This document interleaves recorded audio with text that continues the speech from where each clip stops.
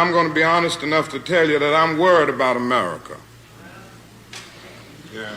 I'm worried about our nation because it's sick with racism still. Just think about the fact that we live in a nation which was founded on the principle that all men are created equal.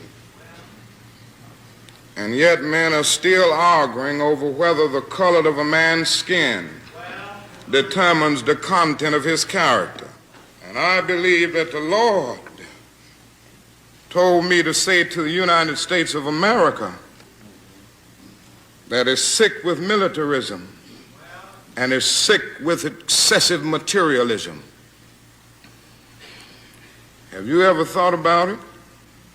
There are between 38 and 50 million people in the United States of America who are poverty-stricken, making income less than the poverty level.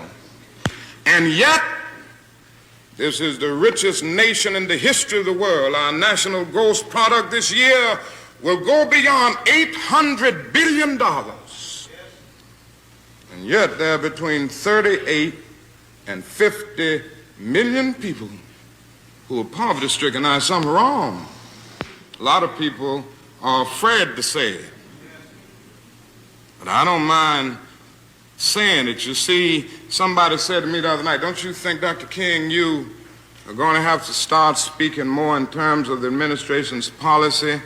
Because since you started talking against the war in Vietnam, it's hurt the budget of your organization, and people who once respected you don't respect you anymore. And I had to look over and say, sir, I'm sorry, but you don't know me. I'm not a consensus leader. I don't determine what is right and wrong by looking at the budget of my organization, and I don't determine what is right and wrong by taking a Gallup poll of the majority opinion.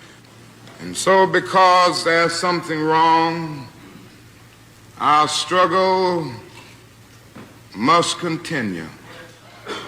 And what we must see is that our nation's summers of riots are caused by our nation's winters of delay.